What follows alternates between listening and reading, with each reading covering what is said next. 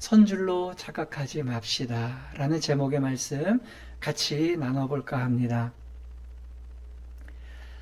요즘 제가 가장 절감하는 말씀이 바로 이 말씀입니다. 선줄로 착각하지 말라. 최근에 제가 선줄로 착각했다가 낭패를 본 적이 연속해서 있었습니다.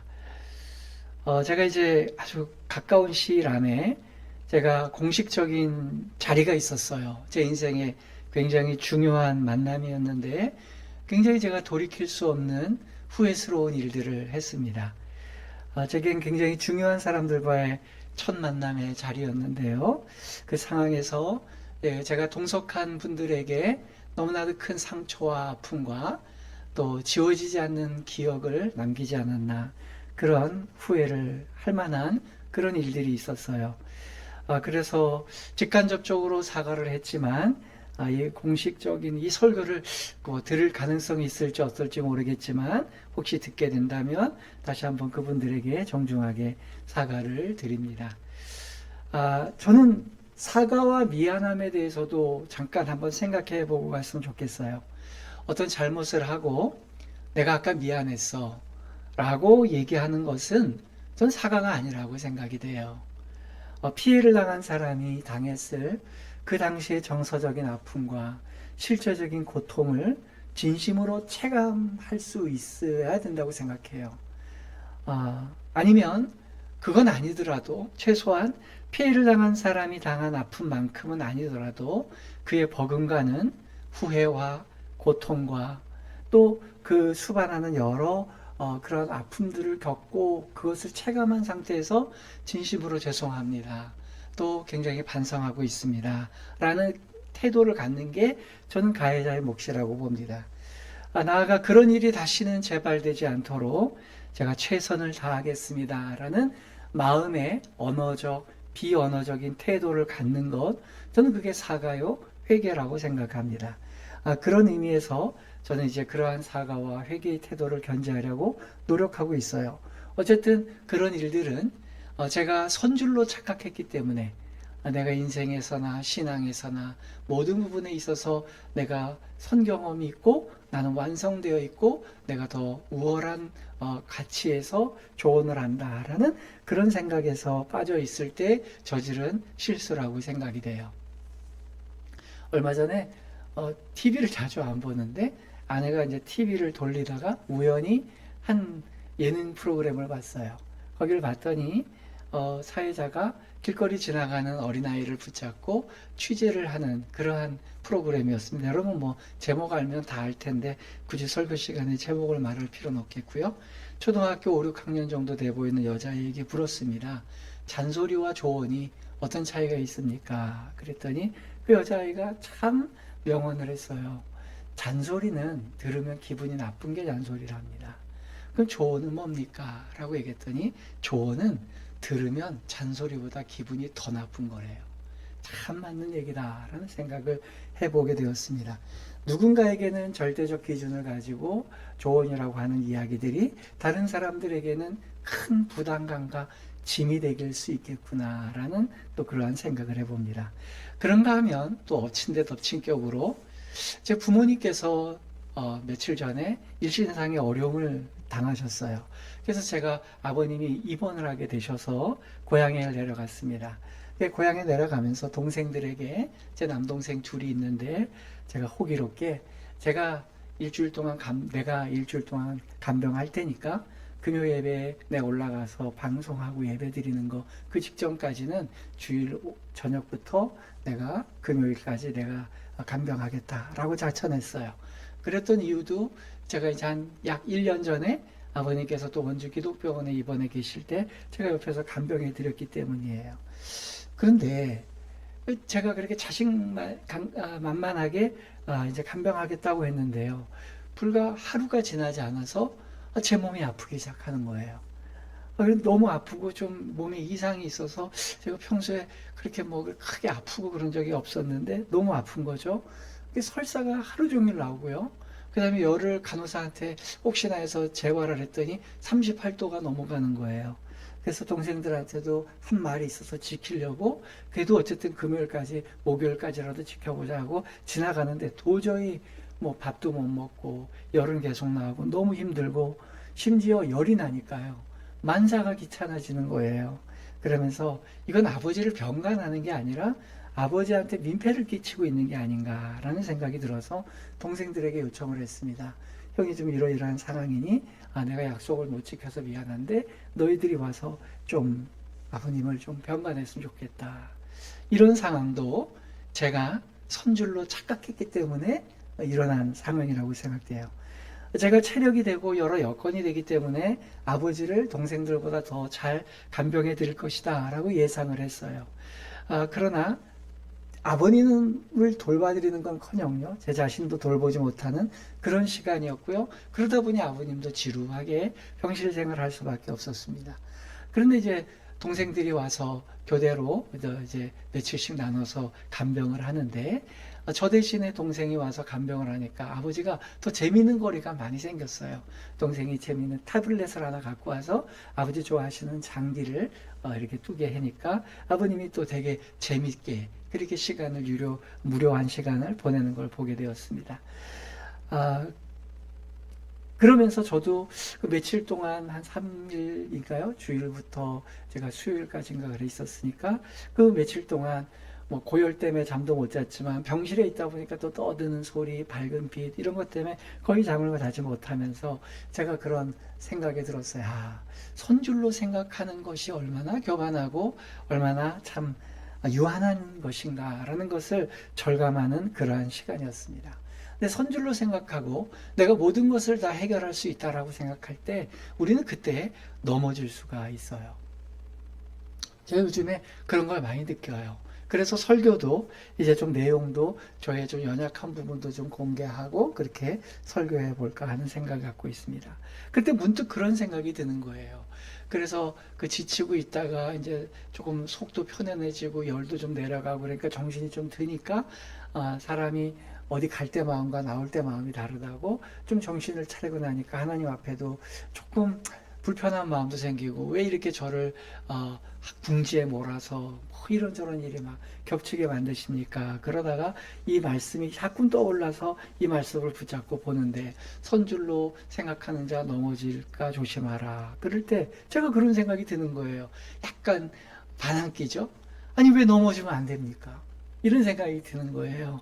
세상에서는 실패도 하고 넘어지고 실패는 성공의 어머니다 그런 얘기를 하는데 왜 넘어지지 말라고 얘기합니까? 넘어지면 또 일어나면 되죠 라고 얘기했더니 그 넘어짐의 종류가 좀 다양한 것 같아요. 예를 들어 학문을 한다든지 어떤 대학교를 진학한다든지 진로의 길을 열어갈 때 또 사업을 할 때 이럴 때는 넘어져도 됩니다. 좀 실패할 수 있어요. 그리고 다시 도전하면 됩니다. 그러면 처음에 도전할 때보다 다음에 도전할 때 더 좋은 대학을 갈 수도 있고 더 좋은 사업의 아이템이 열릴 수도 있다고 봐요. 그런 것들은 약이 됩니다. 그런데 삶의 가장 근간이 되는 것들은 넘어지면 안 된다는 얘기예요. 성경도 넘어졌다가 의인은 일어난다라는 표현은 있지만 근간이 되는 부분은 넘어뜨리면 안 된다. 그런 말씀인 것 같아요. 자, 우리 욥기서 12장 5절 말씀을 같이 한번 보도록 하겠습니다. 같이 봉독합니다. 평안한 자의 마음은 재앙을 멸시하나 재앙이 실족하는 자를 기다리는구나. 네. 여기 보니까 재앙이 우리를 기다리고 있대요. 어떨 때 기다리고 있느냐면 실족하는 자에게 찾아오려고 기다리고 있답니다. 실족한다는 것은 넘어지는 걸 얘기하는 거예요. 넘어지면 그 사람에게 재앙이 임한다라는 얘기예요. 그러니까 사람이 평화롭고 모든 것이 잘 될 때는 재앙이 내게 올 거라는 생각이 전혀 없고요. 내 인생이 바닥을 칠 거라는 생각도 하지 않고 내가 고난의 긴 협곡, 끝이 보이지 않는 협곡으로 들어간다는 그러한 가능성조차 염두에 두지 못한다는 거예요. 재앙은 늘 도사리고 있죠. 누군가를 기다리고 있어요. 바로 실족하는 사람, 넘어지는 사람을 기다리고 있어요. 그러니까 우리가 도전을 해서 또 극복하고 성공해 나가고 이런 과정이 아니라 근데 뭐 실수도 있고 오판일 수도 있겠습니다만 인생의 가장 중요한 부분에 대해서는 이거 넘어지면 안 되는구나. 그래서 선줄로 생각할 때 넘어지면 조심하라. 그런 뜻으로 제가 또 마음이 정리가 되더라고요. 또 두 번째는 그러면 넘어지지 않게 조심하면 되는데 왜 넘어지지 말라고 얘기하냐. 선 사람이 자기가 두 다리 건강하고 넘어지지 않으면 되는데 왜 넘어지지 않게 조심하라고 얘기하는가. 그런 또 반항심에서 하나님 말씀이 들리는 거예요. 그랬더니 이런 생각이 들어요. 여러분, 우리가 정상적인 건강을 갖고 있는 사람이 걸어 다니면 넘어지지 않죠. 근데 변수가 있어요. 누군가가 의도적으로 넘어뜨리려고 걸면 넘어지죠. 네. 내가 약하고 힘들어서가 아니라 누군가가 나를 의도적으로 넘어뜨리려고 발을 걸면 넘어집니다. 그게 바로 성경이 우리에게 얘기하시는 내용이에요. 서서 마음껏 자기 발로 걸어 다니려고 할 때에 너의 발을 의도적으로 걸어 넘어뜨리는 존재가 있다라는 거예요. 자, 우리 베드로전서 5장 8절 말씀을 같이 한번 보겠습니다. 근신하라 깨어라 너희 대적 마귀가 우는 사자같이 두루 다니며 삼킬 자를 찾나니. 여러분, 오늘 성경에 보니까요, 우는 이 사자가 말이죠, 우리의 대적, 하나님의 백성들의 대적인 마귀가 우리를 넘어뜨리려고, 우리를 삼키려고 찾아다닌대요. 두루두루 어떤 사람들을 공격할까라고 다니고 있대요. 이쯤에서 잠깐 우리가 생각해 볼 것은 악이라는 존재가 과연 존재하느냐. 사탄, 마귀, 귀신 이런 것들, 이거 고대에 사람들이 그냥 설명할 수 없는 어떤 일들을 그러한 사탄이나 마귀로 치부해 버린 것 아닌가. 오늘날과 같이 21세기에 현대화되고 이성화되고 모든 게 과학 문명이 발달됐는데 사탄이 어디 있고 마귀가 어디 있겠는가 라고 생각할지 모르겠지만은 오늘날도 여전히 말입니다. 과학으로, 이성으로, 우리의 판단으로 해석되지 않는 그러한 영적인 현상과 또 그러한 상황들이 벌어지고 있어요. 여러분, 악은 실조해야 합니다. 내가 무엇을 잘못해서 악이 되거나 또 어떤 피해를 당하는 것도 있겠지만은 악의 공격에 의해서 우리가 무참하게 피해를 당하는 경우도 있을 수가 있어요. 그럴 때에 그 악한 마귀가 어떤 존재고 사탄이 어떤 존재냐, 그건 우리가 차제에 한번 자세하게 공부해 봤으면 좋겠어요. 근데 그거보다 오늘 더 주목할 것은 그 악한 세력이 우리를 발을 걸고 도전해 올 때 거기에 걸러 넘어지지 않는 게 중요하다는 것이죠. 그것을 오늘 우리 기독교인들에게 성경은 가르쳐 주고 있는 겁니다. 그렇다면 악한 세력들이 우리를 어떻게 넘어뜨릴까요? 여기에 그 악한 세력들을 뭐라고 규정했냐면 우리의 대적자라 그랬어요. 우리의 적이에요. 적이 그 상대방을 공격하고 무너뜨리려고 할 때 어디를 공격할 것 같아요? 우리의 가장 강한 곳을 할까요? 우리의 가장 약한 곳을 할까요? 네. 우리의 가장 약한 곳을 공격합니다. 여러분, 사람마다 다 약점이 달라요. 그 약점은 그 사람마다 또 그 사람의 환경마다 자라온 가정마다 그의 인격마다 다 다릅니다. 여러분, 우리의 육체도 동일해요. 이제 우리가 2주 전에 우리 교회 예배 끝나고 우리 교우들끼리 모여서 우리 육체의 장단점들에 대해서 좀 제가 간단하게 강의를 한 적이 있어요. 하나님께서 어떤 사람은 간을 발달하게 만드신 경우도 있고 어떤 사람은 위를 발달하게 만든 사람이 있고 어떤 사람은 폐를 발달하게 만든 사람이 있어요. 그 각 장기가 하나님께서 태어날 때부터 강하게 부여받은 장기가 있는 사람은 아무래도 활동하는 데 있어서 그 부분이 강하고, 그게 강하면 반대급부로 그 장기, 강한 장기 때문에 약해지는 장기가 있을 수 있다. 제일 유명하고 대표적인 게 간이 발달한 사람은 폐가 약하고 폐가 강한 사람은 간이 약하다. 그러면 우리가 누구나 다 잘 알고 있는 내용이죠. 또 위가 약한 사람은 신장이 강하고 신장이 강한 사람은 위가 약하다. 뭐 이런 얘기가 우리가 있어요. 그럴 때에 그 약한 부분에 우리가 항상 공격이 들어올 수 있다는 것이죠. 그러니까 우리가 인격도 그렇습니다. 어떤 사람들은요, 도벽에 약한 사람이 있어요. 그냥 뭔가 도둑질하고 싶고 남의 걸 훔치고 싶고 이런 욕구가 있는 사람이 있는가 하면, 어떤 사람은 또 도박에 약한 사람이 있어요. 도박을 하지 못하면 막 참지 못하는 사람들. 또 어떤 사람들은 음란에 약한 사람이 있어요. 이성과의 문제에 연약한 사람이 있고요. 어떤 사람은 돈에 또 약한 사람이 있고, 어떤 사람은 중독에 약한 사람이 있고, 어떤 사람은 화를 못 참는 사람도 있고, 어떤 사람은 슬픔을 못 참는 사람도 있고, 다양한 약점이 있어요. 그럴 때에 내 육체의 연약한 부분이 어딘지, 동일하게 내 정서의 연약한 부분은 어딘지, 내 인격의 연약한 부분은 어딘지를 잘 이해하고 관찰해서 그것을 조합할 때 내가 방어선을 구축할 수 있는 거예요. 저도 그래요. 저는 사실 목사라는 직업을 갖고 있습니다. 그러다 보니 목사님들이 흔히 빠지는 약점이 저도 갖고 있어요. 그건 뭐냐면, 목사님들은 가르치려고 들어요. 어떤 상황이 있을 때마다 그 상황에 대해서 답을 주려고 그러고, 이건 이렇게 해야 됩니다. 다른 사람들이 자꾸 훈계를 해요. 심지어 목사님이 목회나 성경에 대해서만 가르치면 좋겠는데, 장사도 한 번도 안 해본 목사님이 장사에 대해서 가르치려고 들고, 또 주식을 한 번도 안 해본 목사님이 주식에 대해서 설명하려고 하고, 이렇게 가르치려는 병이 있어요. 그게 이제 직업적으로 제가 갖고 있는 취약점인데, 더하기 제 개인적인 인성에, 제 인격에 가장 또 취약점이 있다면, 제 인격 자체가 가르치려고 드는 게 있는 거예요. 저의 자아 자체가 다른 사람들보다는 다른 사람에게 조언을 하고 훈계하고 가르치려고 하는 욕구가 다른 사람들 평균치보다 높게 형성되어 있는 거예요. 그게 강점인 것 같지만 때로는 약점인 거죠. 그래서 제가 그것을 깨닫는 거예요.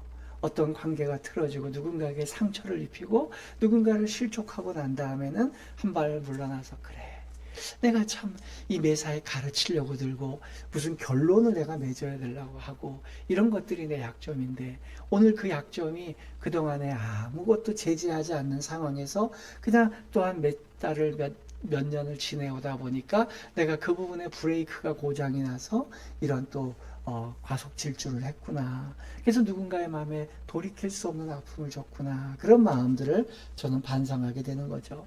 성경에 보면 유명한 신앙인들도 제각각 약점이 있었습니다. 성경은 그 유명한 우리의 신앙의 선배들의 장점만을, 아름다운 모습만을 이렇게 그려놓질 않아요. 많은 약점이 있었죠. 전 세계가 다 타락해서 다 멸망하고 유일하게 하나님 보기에 의롭다, 너만큼은 살려줘야 되겠다라고 선택받은 사람이 올해 우리가 묵상했던 노아라는 사람이었어요.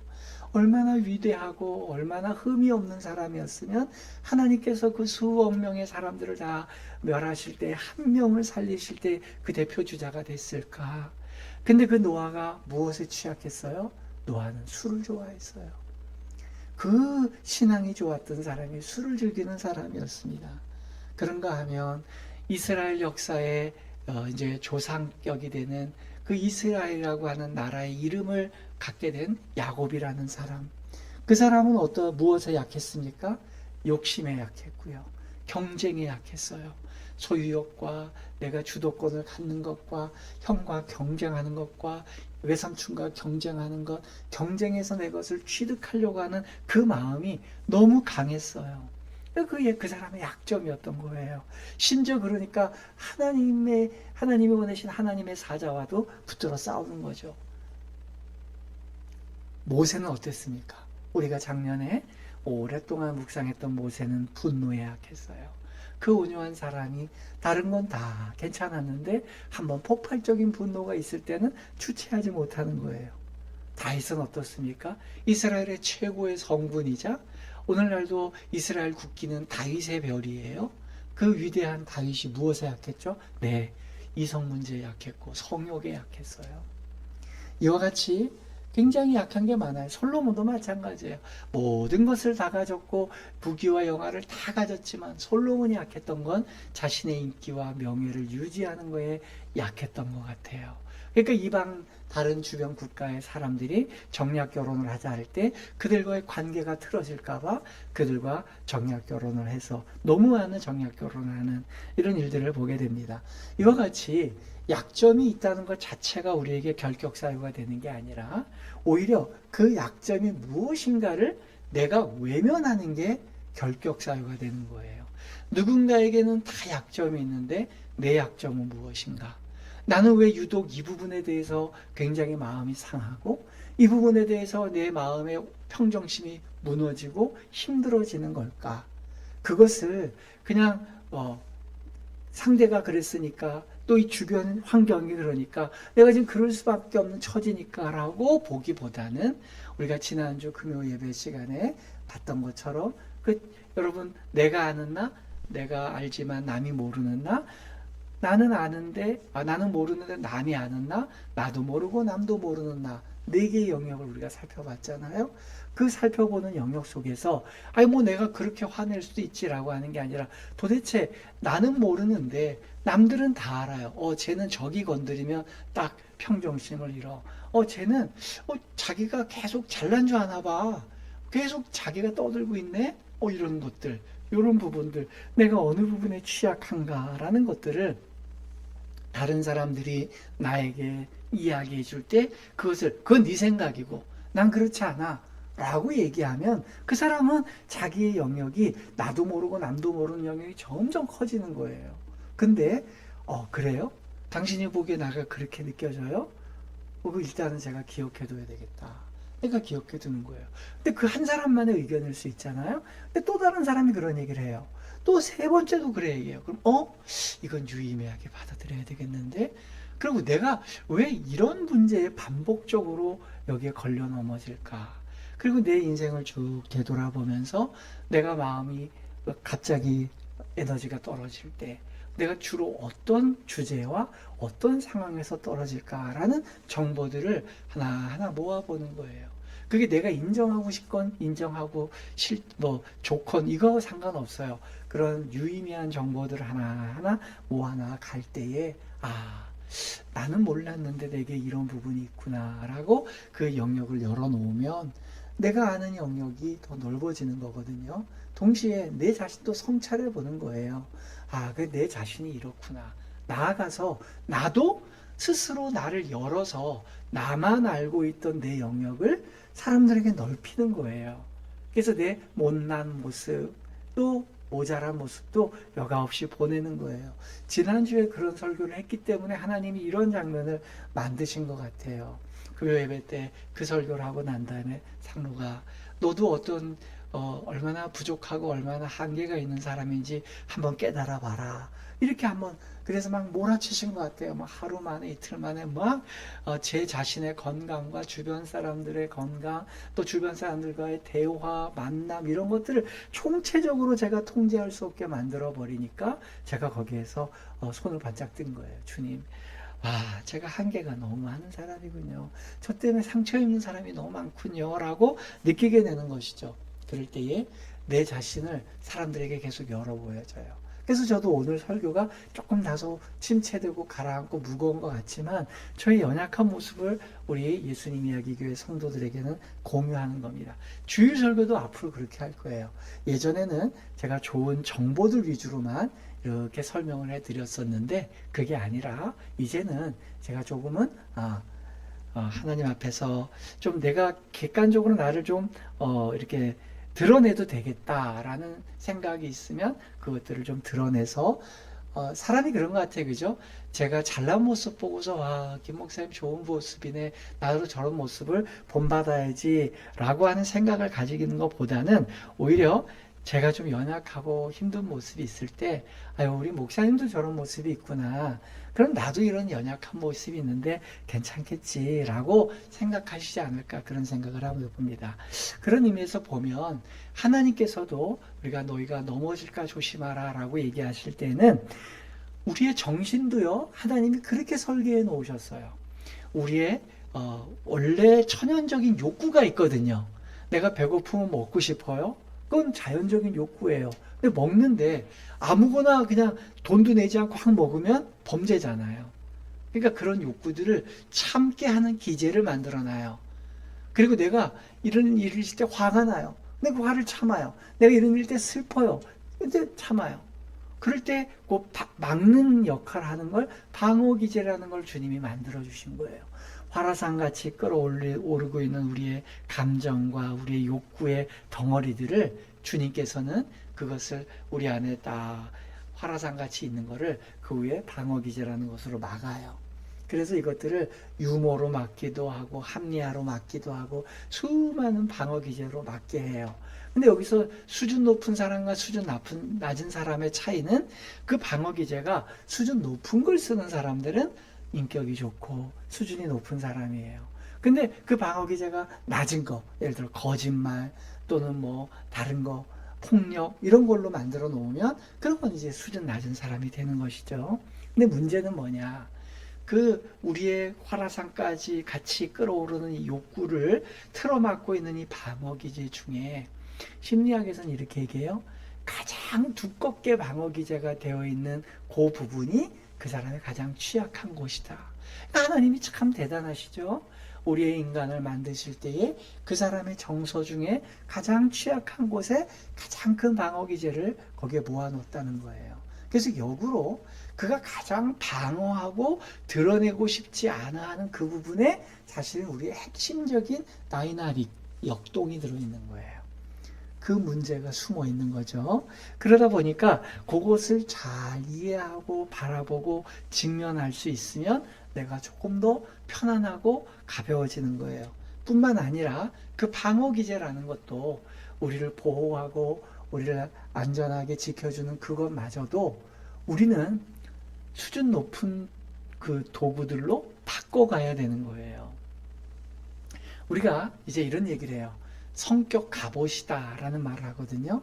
성격이 내 원래 기질의 성격이 아닌데 후천적으로 살아가다 보니까 내 연약한 부분을 막기 위해서 성격을 개발해 놓은 성격이 있는 거예요. 제가 이제 제일 대표적으로 하는 말이, 저는 우리 가족이나 제 주변에 지켜보는 분들은 제가 내향적이라는 걸 이해를 해요. 왜? 왜냐면은 하루 종일 며칠 동안 있어도 사람들 만나러 가지도 않고 집안에 있는데 에너지가 줄어들질 않아요. 오히려 막 외향적인 사람은 집에만 가다 놓으면 막 좀이 쑤시고요. 나중에 몸살이 날 것 같고요. 생에 에너지도 막 없는 것 같고 내가 무조가 된 것 같고 막 이런 느낌이 들거든요. 그래서 가끔 한번 사람들을 만나러 가고 바깥에 어떤 대상을 만나면 에너지를 받아들이는 거예요. 그게 자연이 됐던 사람이 됐던 괜찮아요. 그렇게 받아들이는 거예요. 근데 내향인들은 자기 안을 자꾸 들여다봐요. 자기 안을 들여다보면서 내가 어떤가 이런 걸 보면서 에너지를 찾는 유형인데, 제가 목회자로 살려다 보니까 내향인인데 외향인의 성격을 갖게 된 거죠.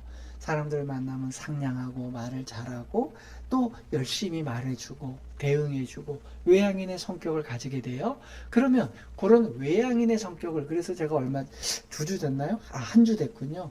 제 선배 목사님이 전화가 오셨어요. 그래서 김 목사 잘 지내나? 그래서 예, 잘 지냅니다 하면서 어떻게 연락도 안 하고 누구 사람들하고 만나는 것 같지도 않은데 뭐 죽지 않고 살고 있는 거야? 그래서 제가 아이고 그럼요 형님, 저는 내향인이라 오히려 혼자 가만히 냅두면 삶의 에너지가 더 많아지고 좋아요. 그랬더니 야 네가 내향인이라고 웃긴다, 야 너같이 외향스러운 애가 어디 있다고 그런 얘기를 해요. 그러니까 그것이 얼마나 성격이 잘 개발됐냐면 갑옷처럼 돼버린 거예요. 일상 옷보다 더 두껍고 단단하게 개발이 돼서 외향인처럼 보여지는 거예요. 그걸 성격 갑옷이라 그래요. 근데 문제는 뭐냐? 여러분 갑옷을 매일 입고 다녀보세요. 어떻겠어요? 편안한 옷을 입고 다니는 것보다 갑옷을 입고 다니면 너무 힘든 거예요. 무겁고 불편하고. 대신 장점은 있어요. 보호는 돼요. 누가 돌을 던진다든지 칼을 찔러도 갑옷이 보호를 해줘요. 그러니까 사람들은요, 자기가 상처받지 않기 위해서 갑옷을 입고 다닌답니다. 성격의 갑옷을 입고 원래 내가 아닌 성격으로 살아가는 거예요. 이제 살아가면 그 갑옷이 나를 지켜주지만 내 체력은 점점 고갈되는 거예요. 그냥 가벼운 추리닝 입고 나갔으면은 그냥 편안하게 하루를 지낼 텐데 무거운 갑옷을 입고 다니니 하루가 지나고 나면 방전이 되는 거예요. 그게 우리네 인생입니다. 그렇게 살다 보니 주님께서 그래요. 그런 거 그러지 말고 새로운 옷을 입어라. 너희들이 만든 그 무겁고 쓸모없는 갑옷이 아니라 하나님께서 주시는 옷을 입어라. 그게 뭐예요? 하나님께서 주시는 전신갑주라는 표현을 쓰셨어요. 자, 우리 에베소서 6장 10절부터 13절까지를 한번 읽어보겠습니다. 같이 읽습니다. 끝으로 너희가 주 안에서와 그의 힘의 능력으로 강건하여지고 마귀의 간계를 능히 대적하기 위하여 하나님의 전신갑주를 입으라. 우리의 씨름은 혈과 육을 상대하는 것이 아니요 통치자들과 권세자들과 이 어둠의 세상 주관자들과 하늘에 있는 악의 영들을 상대함이라. 그러므로 하나님의 전신 갑주를 취하라. 이는 악한 날에 너희가 능히 대적하고 모든 일을 행한 후에 서기 위함이라. 아멘. 네, 이거 보세요. 아까 사탄 마귀가 우리를 넘어뜨리려고 호시탐탐 노리고 있대요. 너희 대적 마귀가 우는 사자와 같이 잡아 먹으려고 달려는데요. 그럴 때에 하나님의 전신 갑주를 입어라. 이 하나님께서 주시는 전신 갑주는 세상에서 만든 아니면 본인 스스로가 개발한 그 낡고 무거운 그러한 방어기제나 그러한 우리를 보호할 수 있는 게 아니라 하나님께서 주신 간편하고 완벽한 보호체계 아래 있게 되는 것이죠. 그럴 때에 우리가 안전해지는 겁니다.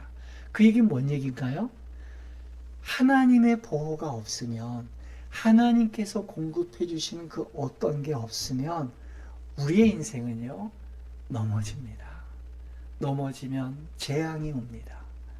그냥 몇 번 넘어지고 성공의 그 주춧돌로 삼을 수 있는 그런 실패가 아니라 근간이 무너질 수 있다는 거예요. 그게 무서운 거예요. 그렇기 때문에 우리의 방어책으로는 사탄이 주는 그러한 도전 앞에 하나님께서 주시는 방어 기제, 그 전신갑주를 이겨야 되는 것이죠. 그 전신갑주가 무엇이냐는 것은 우리가 또 다음 기회에 한번 우리 살펴보도록 하는데, 중요한 건 넘어지지 않기 위해서는 내 혼자의 힘이 중요한 게 아니라 나를 붙잡아 주시고 나를 또 일으켜 세워 주시고 나를 보호해 주실, 나를 온전히 보호해 주실 창조주 하나님의 도움이 필요하다구나 하는 것을 우리가 느껴야 된다는 것이죠.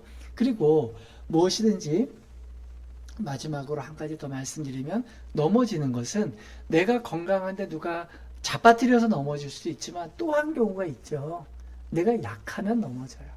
이번에 저희 아버님께서 병원에 입원하신 이유가, 아니 갑자기 주일 아침이 되셨는데 왼쪽 다리에 힘이 없으셨다고 느낀 거예요. 화장실을 가셨다가 일어나려는데 다리에 힘이 안 들어가는 거죠. 저는 그것도 이해가 돼요. 따뜻한 방 안에 계시다가 약간 찬 공기가 있는 화장실에 앉아 계셨는데 왼쪽 다리에 힘이 안 들어가는 거예요. 약해진 거죠. 알고 봤더니 뇌경색이죠. 초기래예요.